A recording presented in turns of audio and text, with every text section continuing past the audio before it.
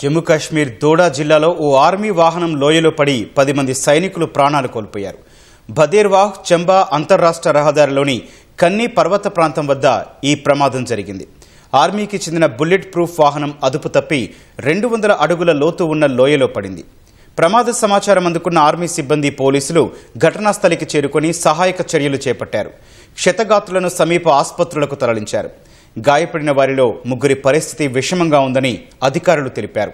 మెరుగైన చికిత్స కోసం వీరిని ఉధంపూర్ మిలిటరీ ఆసుపత్రికి తరలించినట్లు చెప్పారు.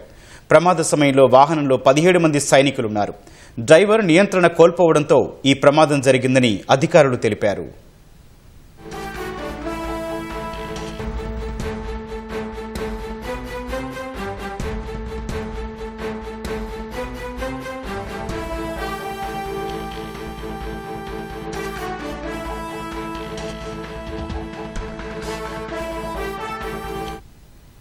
జమ్మూ కాశ్మీర్ దోడా జిల్లాలో ఓ ఆర్మీ వాహనం లోయలో పడి 10 మంది సైనికులు ప్రాణాలు కోల్పోయారు.